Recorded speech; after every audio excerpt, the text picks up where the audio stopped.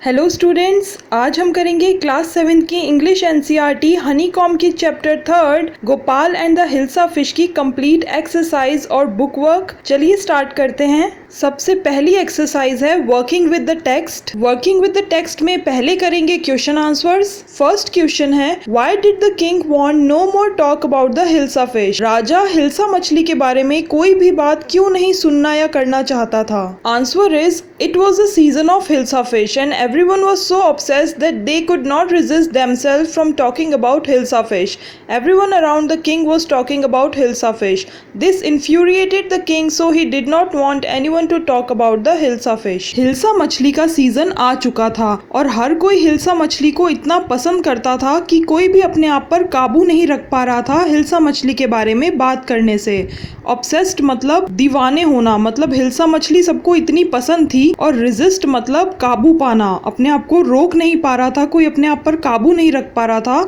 और राजा के आसपास हर कोई सिर्फ हिल्सा मछली के बारे में ही बात कर रहा था, जिसके कारण राजा को गुस्सा आ गया और इसीलिए राजा चाहता था कि अब से कोई भी हिल्सा मछली के बारे में कोई बात ना करे। इन्फ्यूरिएटेड मतलब क्रोध करना, गुस्सा करना। सेकंड क्वेश्चन है, what did the king ask Gopal to do to prove that he was clever? राजा ने गोपाल को क्या करने के लिए कहा था अपनी चतुराई साबित करने के लिए? Answer is, everyone around the king was talking only about hilsa fish. राजा के आसपास हर कोई सिर्फ हिल्सा मछली के बारे में ही बात कर रहा था। The king asked Gopal to buy a huge hilsa fish from the market and make sure that no one should talk to him about the hilsa fish on the entire way from market to the palace. राजा ने गोपाल से एक बड़ी सी हिल्सा मछली बाजार से खरीदने के लिए कहा था और साथ में ये भी शर्त रखी थी कि बाजार से महल आते वक्त पूरा रास्ता कोई भी गोपाल से हिल्सा मछली के बारे में कुछ नहीं पूछना चाहिए। थर्ड क्वेश्चन है, what 3 things did Gopal do before he went to buy his hilsa fish? Gopal ने बाजार जाकर हिल्सा मछली खरीदने से पहले कौन सी 3 चीजें करी थी?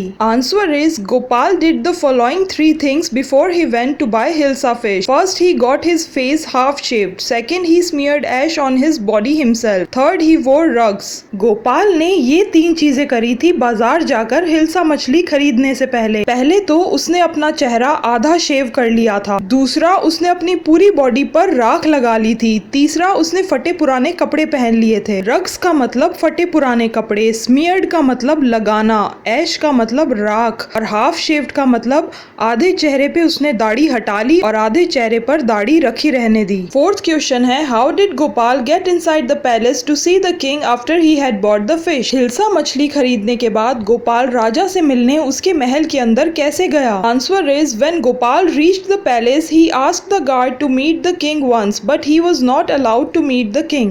जब गोपाल महल के बाहर पहुंचा तब उसने सिपाहियों से बोला कि उसको एक बार राजा से मिलना है, लेकिन उसको महल के अंदर राजा से मिलने के लिए नहीं जाने दिया गया। He started singing and dancing in front of the palace at a loud voice to grab attention of the king. The king heard the noise and asked the man to be brought inside. Gopal ने महल के बाहर नाचना और जोर जोर से गाना शुरू कर दिया ताकि उसकी आवाज महल के अंदर राजा तक पहुंच सके। जब राजा तक आवाजें पहुंची तो उसने सैनिकों से उस व्यक्ति को महल के अंदर लाने के लिए कहा। नॉइस मतलब शोर और पैलेस मतलब राजमहल। Question 5th, explain why no one seemed to be interested in talking about the hilsa fish which Gopal had bought. बताना है कि जब गोपाल हिल्सा मछली खरीद कर लाया तो क्यों कोई भी हिल्सा मछली के बारे में बात करने में इंटरेस्ट नहीं ले रहा था? Answer is, Gopal was a clever man. He used his presence of mind, dressed himself up in a rag, smeared ash on his half-shaven face and body to divert the attention of people from the fish he bought. People were more interested in his appearance than the fish. Gopal एक बहुत ही चालाक आदमी था। उसने अपनी बुद्धिमत्ता, अपने दिमाग का इस्तेमाल किया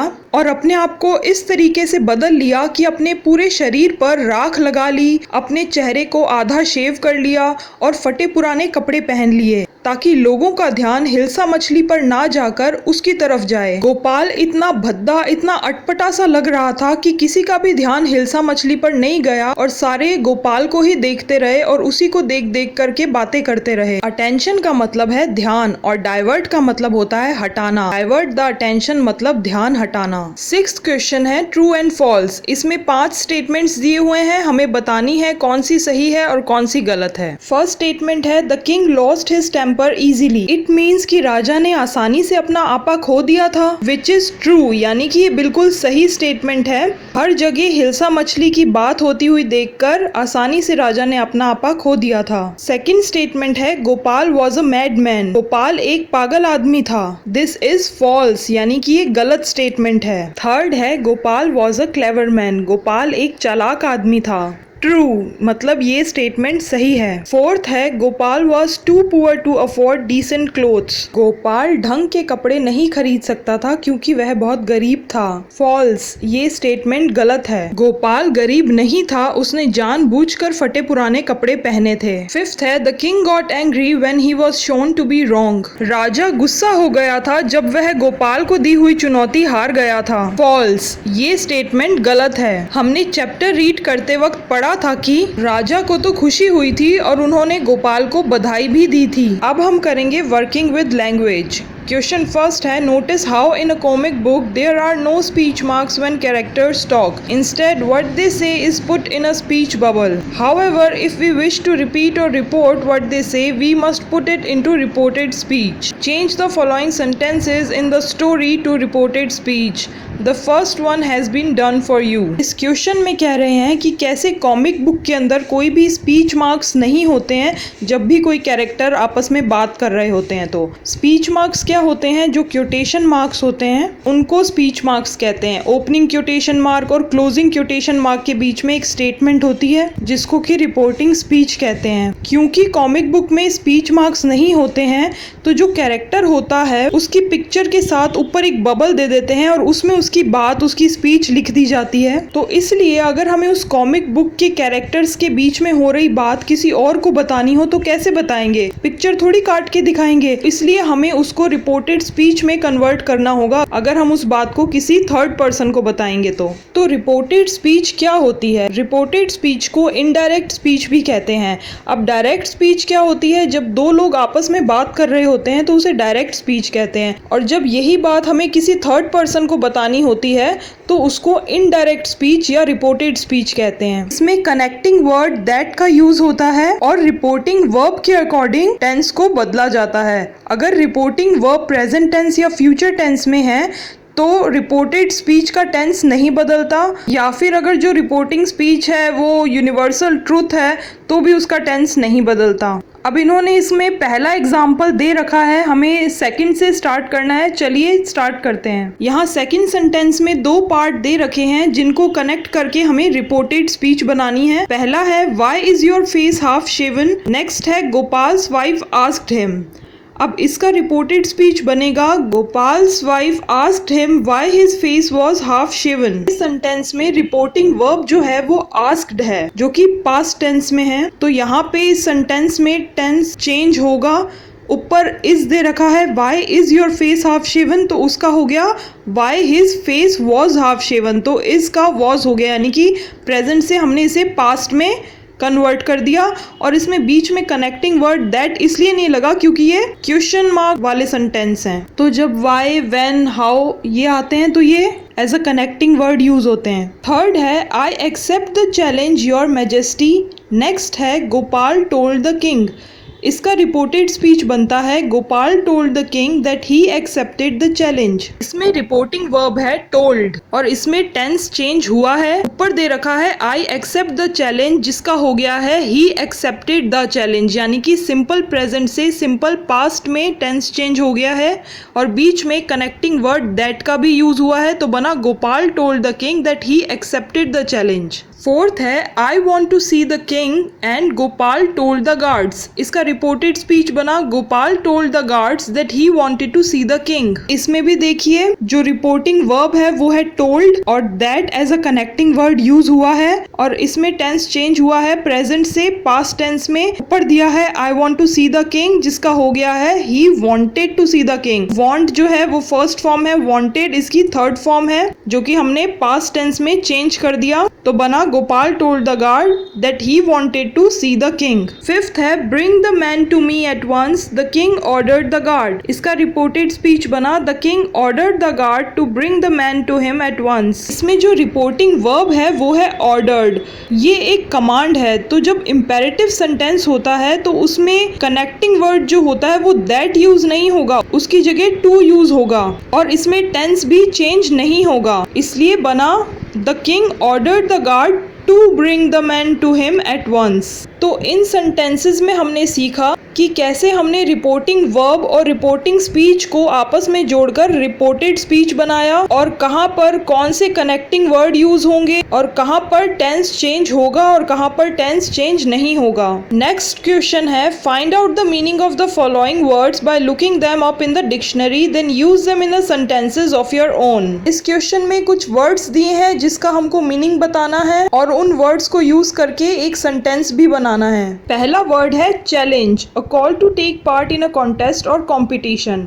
चैलेंज मतलब चुनौती, किसी को अपने साथ प्रतियोगिता में टक्कर देने के लिए बुलाना। Sandeep accepted the challenge and won the race. Sandeep ने चुनौती स्वीकार करी और रेस जीत गया। सेकंड वर्ड है मिस्टेक। इसका मतलब है स्पिरिचुअल और शैमन। स्पिरिचुअल मतलब आध्यात्मिक, जो ईश्वर की खोज में लगे रहते हैं, और शैमन मतलब जादूगर, जो आपका भविष्य देख सकते हैं। A mystic travel around the village telling peoples fortune. एक आध्यात्मिक व्यक्ति ने या एक संत ने लोगों को भाग्य बताने के लिए गांव का चक्कर लगाया। नेक्स्ट वर्ड है कॉमिकल, मीन्स फनी और अम्यूजिंग। इसका मतलब होता है हास्यपूर्ण या हास्यकारक या फिर जिसको देखकर हंसी आए। My friend found the show comical while I found it silly. मेरे दोस्त को शो बहुत ही हंसाने वाला लगा जबकि मुझे मूर्खतापूर्ण लगा। Courtier, a person who attends a royal court as a companion or advisor to the king or queen.